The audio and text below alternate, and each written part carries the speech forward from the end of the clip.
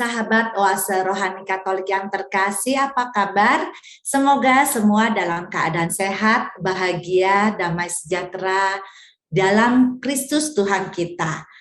Berbelanja sayuran di tepian kota, tak lupa beli bumbu bahan makanan. Saat Tuhan datang menghampiri kita, berjaga-jagalah selalu dari ketamakan. Senang sekali saya Margaret Indriana dapat kembali menemani sahabat dalam acara kita Oase Rohani Katolik.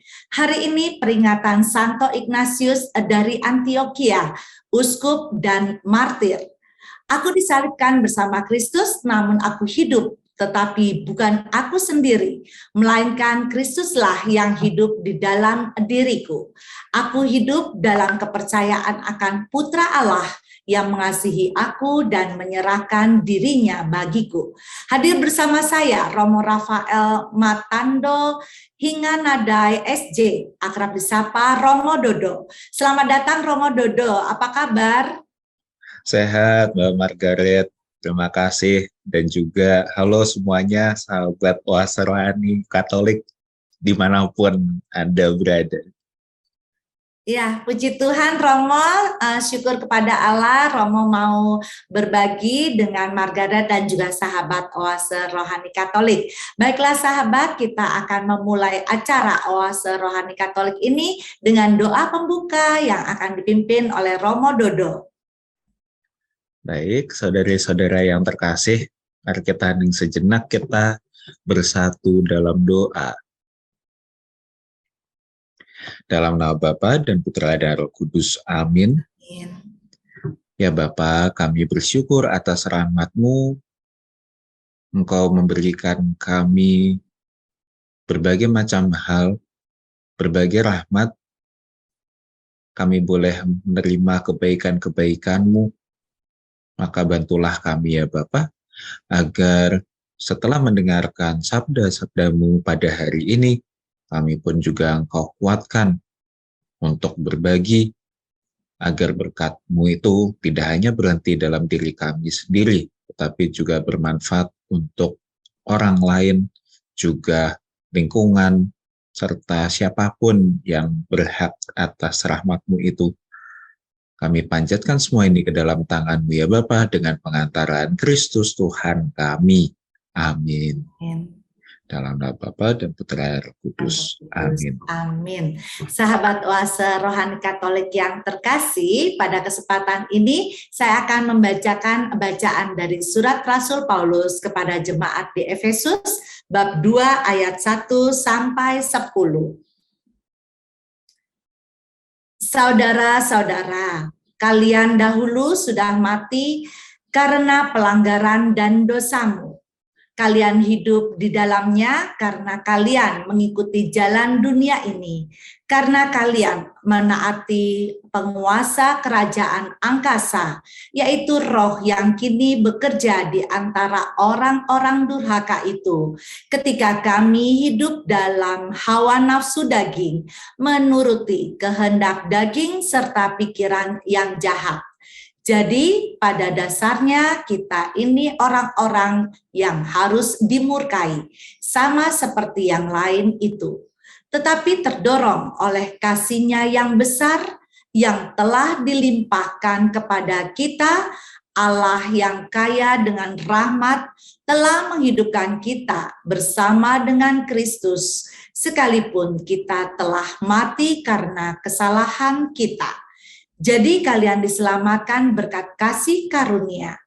Di dalam Kristus Yesus itu, Allah telah membangkitkan kita juga dan memberi tempat di surga bersama Dia. Dengan demikian, Allah bermaksud di masa yang akan datang menyatakan kasih karunia-Nya yang berlimpah sesuai dengan kebaikan-Nya terhadap kita dalam Kristus Yesus. Sebab berkat kasih karunia kalian diselamatkan oleh iman. Keselamatan itu bukanlah hasil usahamu, melainkan pemberian Allah. Jadi keselamatan itu bukanlah hasil pekerjaanmu. Maka jangan sampai ada yang memegahkan diri, sebab sesungguhnya kita ini buatan Allah, diciptakan dalam Kristus Yesus untuk melakukan perbuatan-perbuatan baik yang sudah dipersiapkan Allah sebelumnya. Demikianlah sabda Tuhan. Syukur kepada Allah. Sahabat Oase Rohani Katolik yang terkasih, marilah kita tanggapi bacaan pertama dengan Mazmur tanggapan. Tuhanlah yang menjadikan kita dan punya Dialah kita. Tuhanlah yang menjadikan kita dan punya Dialah kita. Bersorak-soraklah bagi Tuhan, hai seluruh bumi. Beribadahlah kepada Tuhan dengan sukacita. Datanglah ke hadapannya dengan sorak-sorai. Tuhanlah yang menjadikan kita dan punya Dialah kita. Ketahuilah bahwa Tuhanlah Allah, Dialah yang menjadikan kita dan punya Dialah kita. Kita ini umatnya dan kawanan domba gembalaannya. Tuhanlah yang menjadikan kita dan punya Dialah kita. Masuklah melalui pintu gerbangnya dengan nyanyian syukur. Masuklah ke pelatarannya dengan puji-pujian. Bersyukurlah kepadanya dan pujilah namanya. Tuhanlah yang menjadikan kita dan punya Dialah kita. Sebab Tuhan itu baik, kasih setianya untuk selama-lamanya, dan kesetiaannya tetap turun-temurun. Tuhanlah yang menjadikan kita dan punya Dialah kita. Sahabat Oase Rohani Katolik yang terkasih, marilah kita menyiapkan hati kita untuk mendengarkan bacaan Injil yang akan disampaikan oleh Romo Dodo. Haleluya, haleluya, haleluya. Haleluya, haleluya, haleluya. Berbahagialah orang yang miskin di hadapan Allah, karena merekalah yang mempunyai kerajaan surga. Haleluya, haleluya, haleluya.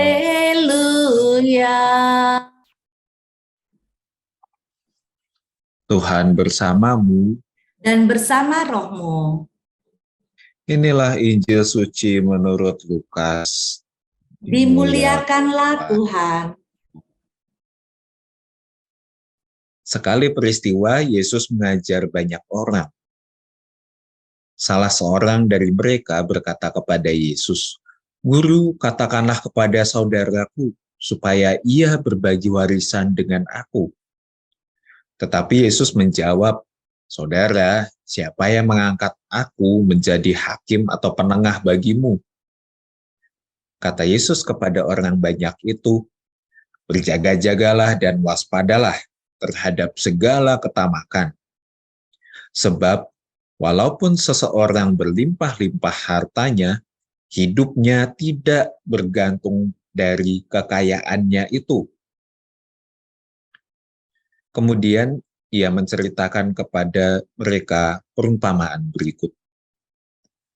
Ada seorang kaya, tanahnya berlimpah-limpah hasilnya. Ia bertanya dalam hatinya, "Apakah yang harus kuperbuat? Sebab aku tidak punya tempat untuk menyimpan segala hasil tanahku." Lalu katanya, "Inilah yang akan kuperbuat. Aku akan merombak lumbung-lumbungku, lalu mendirikan yang lebih besar. Dan aku akan menyimpan di dalamnya segala gandum serta barang-barangku. Sesudah itu aku akan berkata kepada jiwaku, 'Jiwaku, ada padamu banyak barang tertimbun untuk bertahun-tahun lamanya. Beristirahatlah, makanlah, minumlah, dan bersenang-senanglah.' Tetapi Allah bersabda kepadanya, Hai orang bodoh, pada malam ini juga jiwamu akan diambil daripadamu. Tetapi Allah bersabda kepadanya, hai orang bodoh, pada malam ini juga jiwamu akan diambil daripadamu. Bagi siapakah nanti apa yang telah kau sediakan itu? Demikianlah jadinya dengan orang yang menimbun harta bagi dirinya sendiri, tetapi ia tidak kaya di hadapan Allah. Demikianlah sabda Tuhan. Terpujilah Kristus. Kristus. Sahabat Oase Rohani Katolik yang terkasih, marilah kita mendengarkan renungan yang akan disampaikan oleh Romo Dodo. Romo Dodo, dari bacaan pertama, apa pesan Rasul Paulus kepada jemaat di Efesus dan juga kepada kita semua, Romo? Baik, sebelumnya kita bisa kenalan sedikit dulu dengan umat di Efesus ini ya. Umat di Efesus ini kan, Efesus itu kan kota perdagangan. Artinya ini tempat yang kalau mau cari duit itu gampang sebenarnya. Kurang lebih. Ya seperti di Jakarta, walaupun ini bukan ibu kota. Akan di sini, melewat suratnya itu, Paulus ingin mengingatkan juga, pertama jemaat di Efesus tentu saja, hati-hati. Ini begitu mudahnya kita bicara soal kekayaan, soal kemakmuran, tapi hati-hati karena segala harta benda yang diperoleh itu, yang lalu kita sebut untuk istilah kita ya, itu adalah berkat dari Tuhan. Nah itu asalnya memang dari Tuhan, dari semata-mata dari usaha kita sendiri, bukan karena ada yang jago dagang, bukan karena lalu pintar berbisnis dan seterusnya. Pertama-tama Allah sendirilah yang memberikan semuanya itu kepada manusia, kepada, kalau dalam konteks surat kepada umat di Efesus, tentu saja kepada pengikut Kristus di Efesus, dan sekarang diteruskan lagi kepada kita, semua itu dari Tuhan. Allah lah yang memberikan kepada kita. Jadi jangan buru-buru sombong dulu kalau misalnya kita itu udah punya uang banyak gitu ya, hartanya melimpah dan seterusnya. Gitu kurang lebih Mbak Margar ya.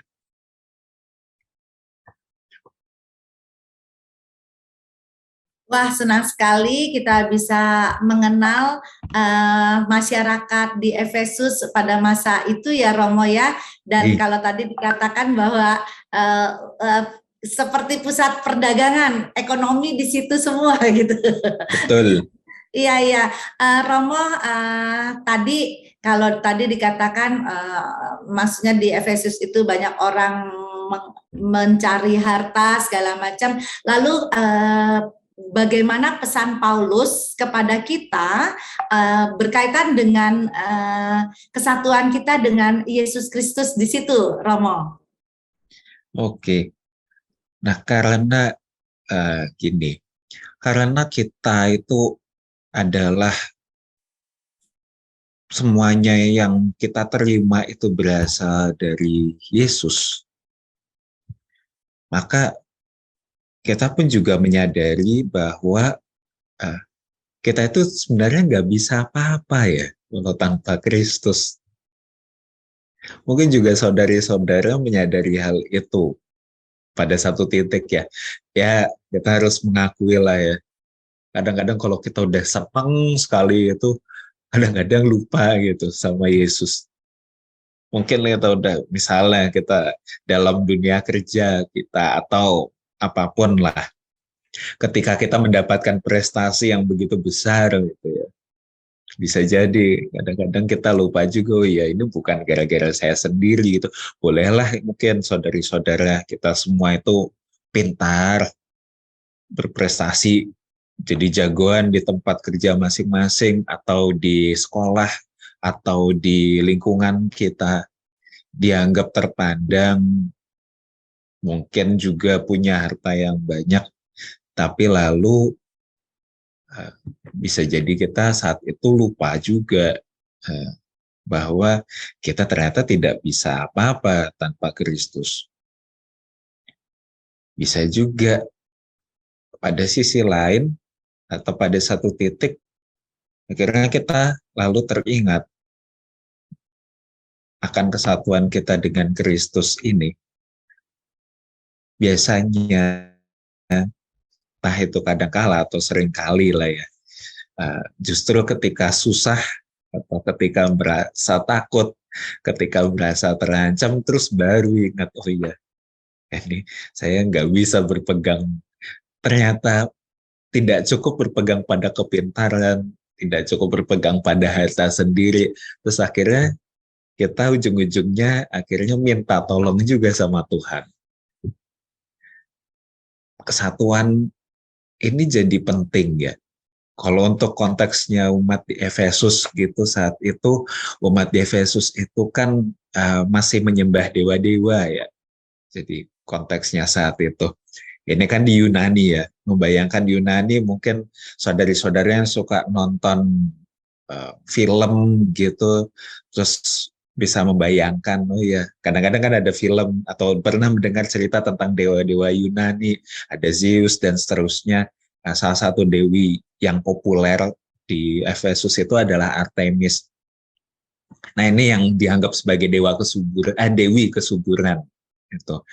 Makanya lalu ketika si agama Kristen ini masuk ke sana, artinya ajaran Kristus yang dibawa kepada Paulus itu masuk ke sana, ini kan memang semacam masih ada, kurang lebih masih ada gesekan, masih ada benar nggak sih, itu ada pertanyaan, benar nggak sih ini bahwa tadinya kan aku menganut ini, lalu ada ajaran baru gitu, bisakah aku menganut ini, apakah cocok dengan hidupku dan seterusnya.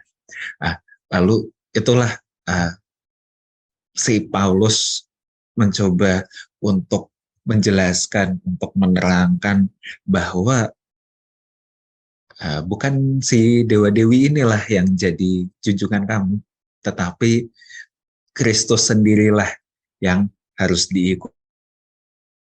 Dan tanpa dia, sekali lagi, ini bukan dewa-dewi yang cuma dipatung dan akhirnya mati di situ. Artinya cuma benda mati saja di situ. Tetapi ini adalah Kristus yang sungguh hidup. Maka bagi kita juga, sebenarnya pesannya juga sama, sekali lagi kita diingatkan bahwa tanpa Kristus kita tidak bisa apa-apa. Kita tidak berpegang pada kekayaan, tidak berpegang pada kepintaran diri, dan lain-lainnya itu. Tetapi kalau Kristus sendiri tidak melindungi kita, Kristus sendiri tidak menjaga kita, akhirnya ya kita juga akhirnya bukan apa-apa. Ya, terima kasih Romo Dodo yang sudah mengingatkan Margaret dan juga sahabat Oase Rohani Katolik dimanapun berada, bahwa selama ini seringkali kalau lagi senang, lagi bahagia, lagi dapat berlimpah rezeki atau apa, kita suka lupa untuk mengucapkan syukur kepada Tuhan yang memberikan rezeki kepada kita, kesehatan kepada kita. Tetapi pada saat kita lagi sakit, kita lagi berduka, kita lagi sedih, baru kita ingat sama Tuhan, baru kita mencari tempat, mengosongkan diri kita, lalu kita berdoa sama Tuhan untuk meminta sama Tuhan. Dan terima kasih pencerahan dari Romo Dodo, di mana di sini dari Santo Paulus mengingatkan bahwa Allah dalam kesatuannya dengan Yesus Kristus merupakan satu-satunya sumber kasih dan keselamatan. Dan tentunya hal ini kesadaran dari kita, dari manusia itu diselamatkan dan dikasih Allah, hendaknya mendorong manusia untuk saling berbagi kebaikan yang semuanya berasal dari Allah sendiri. Begitu ya Romo ya? Ya. Ya, baik Romo, kita jeda sejenak dan kita akan lanjutkan pada permenungan rohani di sesi yang berikutnya.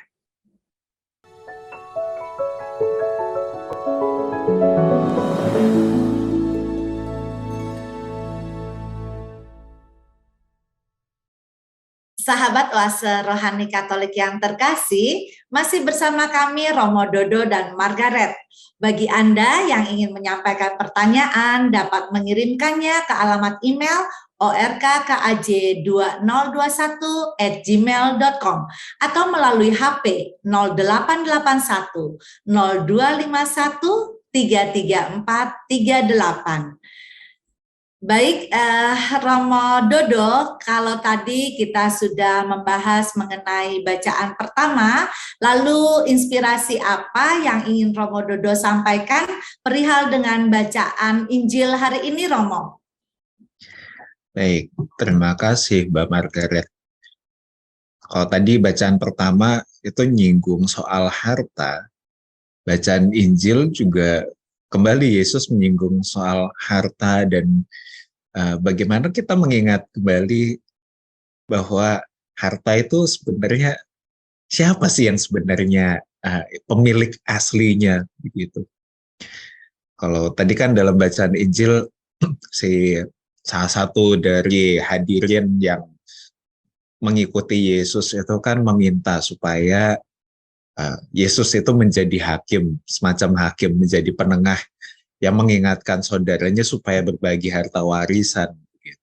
Dan Yesus selalu malah mengingatkan jangan tamak. Tapi sebelum masuk ke itu ya, soal ketamakan itu, soal bahwa harta itu dikekep sendiri atau dimiliki sendiri, pertama yang ingin diingatkan oleh Yesus kiranya adalah siapa yang menjadi pemilik gitu.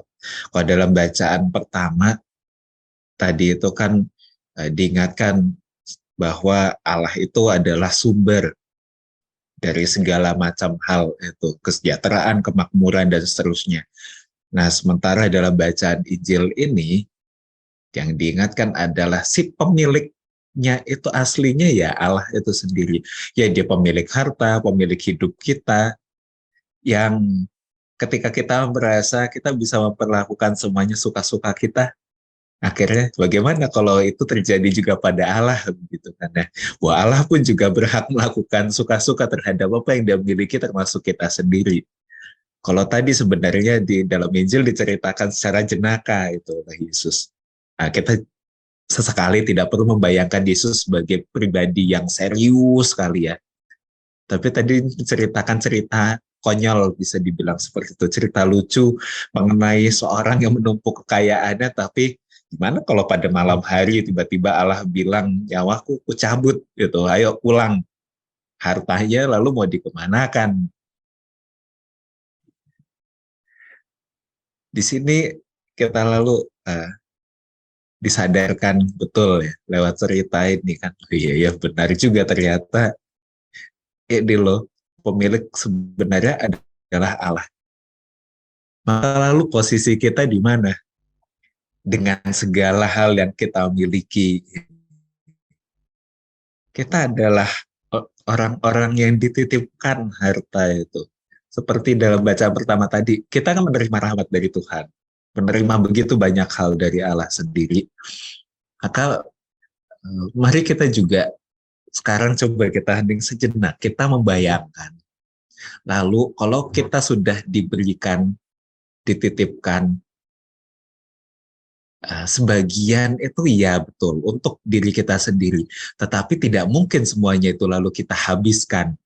Karena bahkan diri kita sendiri pun juga tidak cukup. Maka apa yang harus kita lakukan?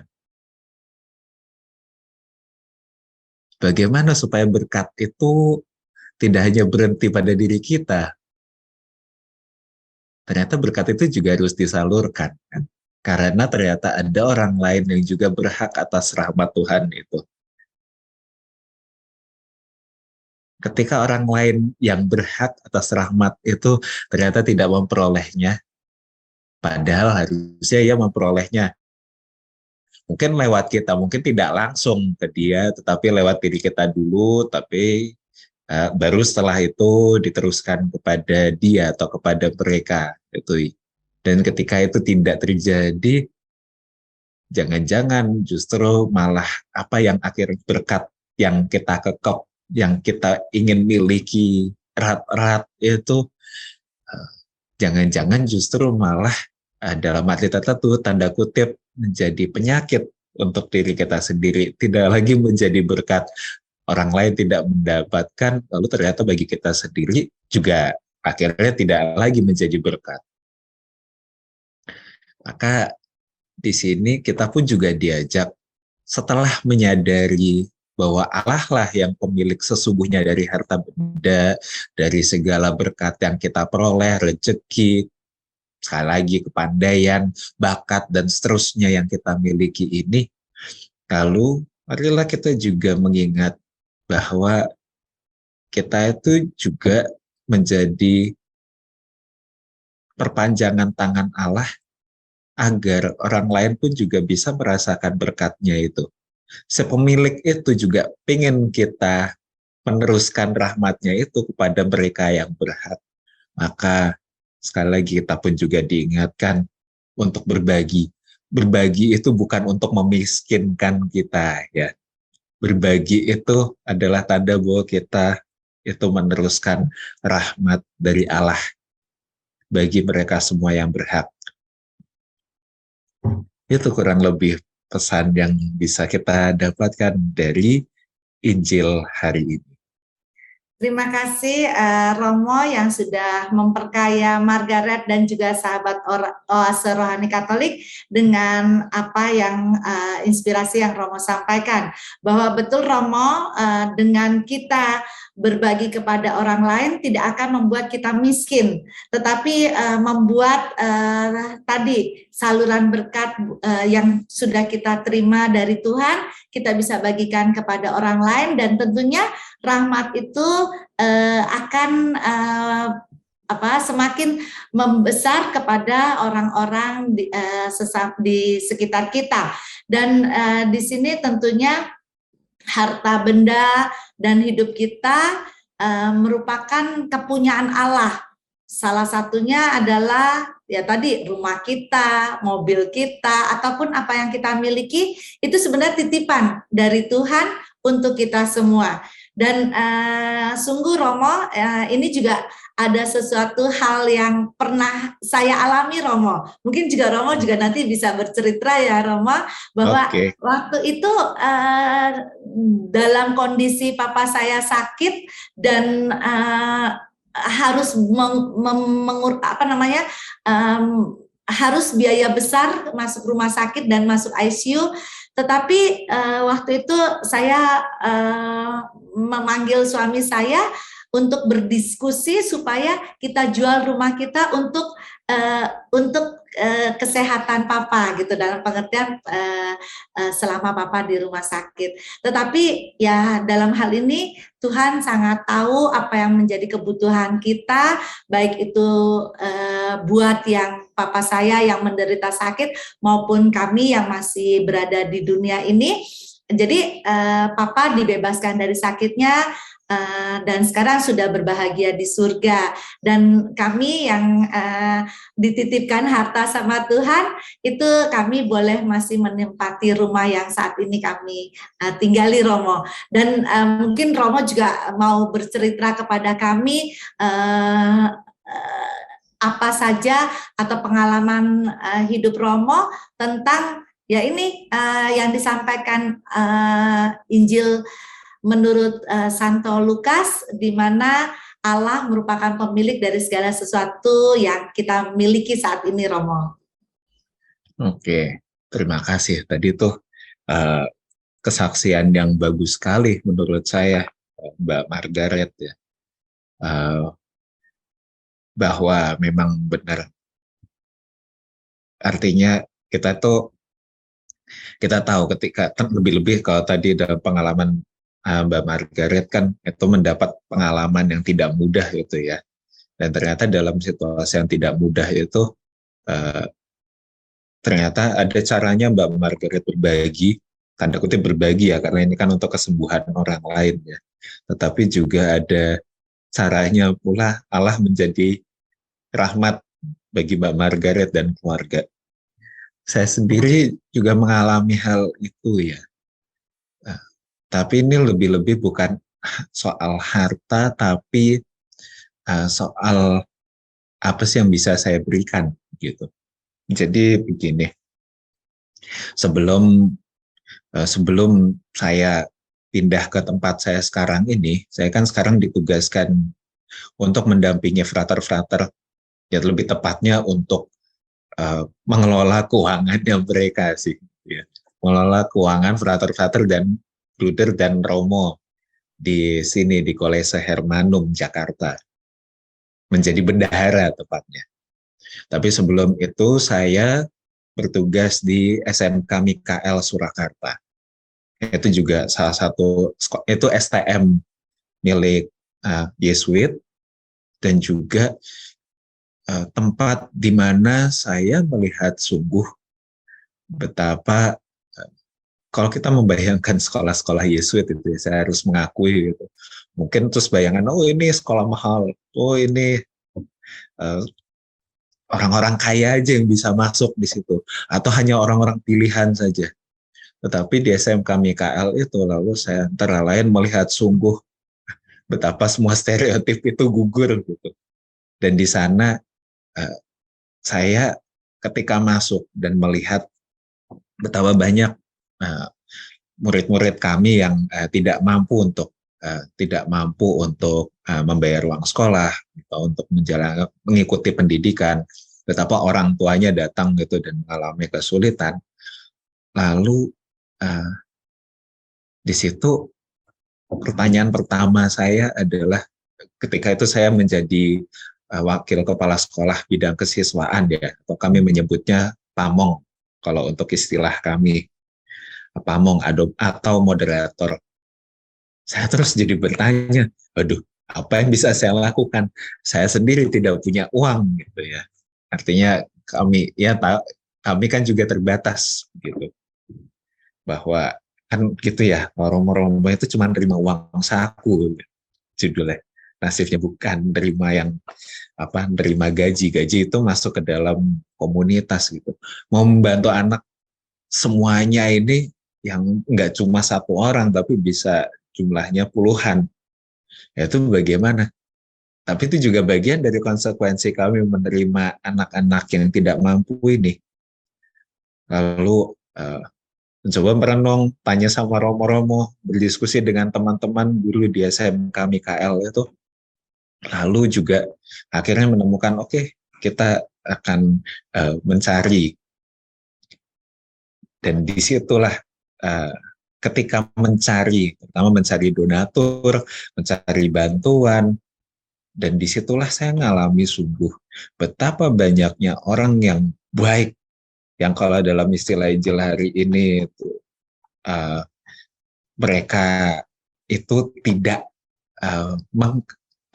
tidak memegang erat-erat apa yang mereka miliki, tetapi juga membagikannya kepada anak-anak kami yang kami dampingi ini, supaya mereka bisa bersekolah, supaya mereka bisa mendapatkan pendidikan yang lebih baik, lalu ketika sudah lulus SMK, mereka bisa langsung bekerja, atau kalau yang mau melanjutkan kuliah juga bisa, tapi lebih-lebih anak-anak ini bisa bekerja dan memperoleh masa depan yang lebih baik lagi. Begitu banyak orang, sehingga bagi saya, wah ini luar biasa sekali. Ini contoh nyata ketika saya merasa tidak mampu, tapi lalu oke lah, baiklah kita bisa mengusahakan bersama-sama. Ternyata begitu banyak orang yang datang dan mau membantu juga. Dari sini kelihatan bagaimana satu sama lain jadi berkat, saling membantu, dan disitulah saya yakin sungguh Allah itu berkarya di situ. Si pemilik sesungguhnya dari harta benda kita ini ya, dia sendiri berkarya di situ. Gitu, Mbak Margaret. Ya, Terima kasih Romo yang sudah men-sharingkan bahwa semua yang diberikan Allah hendaknya tidak disimpan hanya untuk diri sendiri, tetapi juga dijadikan sarana untuk orang lain dapat merasakan kebaikan Sang Sumber Rahmat. Baiklah sahabat Oase Rohani Katolik yang terkasih, demikianlah perbincangan kita pada hari ini dan kita mohon doa penutup dan berkat dari Romo Dodo. Saudari-saudara yang terkasih, para sahabat Oase Rohani Katolik dimanapun Anda berada, mari kita kini hening sejenak, kita hendak mensyukuri segala rahmat yang boleh kita terima. Sekali lagi kita mensyukuri itu, sekaligus juga mohon berkat Tuhan agar kita dimampukan untuk berbagi. Dan tidak lupa bahwa Allah sendirilah yang memiliki semuanya yang saat ini kita miliki. Dalam nama Bapa dan Putra dan Roh Kudus, amin. Amin. Ya Bapa, kami bersyukur atas rahmat-Mu. Sekali lagi kami menyadari Engkaulah pemilik dari segala yang kami punyai saat ini. Kami menyadari sungguh bahwa tanpa-Mu kami tidak bisa melakukan apa-apa. Maka kini kami mempersembahkan kembali apa yang kami miliki ini kepadamu. Kiranya Engkau menggunakan hidup kami agar berkat-Mu ini dapat tersebar, dapat kami bagikan kepada siapapun yang membutuhkan. Bantulah kami untuk menjadi murah hati seperti Engkau sendiri adalah murah hati. Dan kini kami mohon berkat-Mu pula ya Bapa, agar kami juga dapat menjalani hidup kami menjadi berkat bagi sesama. Tuhan bersamamu dan bersama rohmu. Kita semua dengan seluruh pelayanan serta doa-doa kita, segala usaha, segala yang kita lakukan khususnya pada hari ini, selalu diberkati oleh Allah yang Maha Kuasa, Bapa, Putra, dan Roh Kudus. Amin. Amin. Sahabat Oase Rohani Katolik yang terkasih, Romo Rafael Matando Hinganadai, SJ, dan Margaret Indriana, mohon undur diri dan kabar sukacita yang sudah kita dapatkan hari ini dapat kita bagikan dan wartakan kepada sesama kita dalam tingkah laku dan perbuatan kita. Makan rujak di bawah pohon mangga, burung gereja hinggap di pucuk pepaya. Salam hangat untuk semua keluarga, hidup bersama Allah semakin kaya. Salam damai, Tuhan memberkati.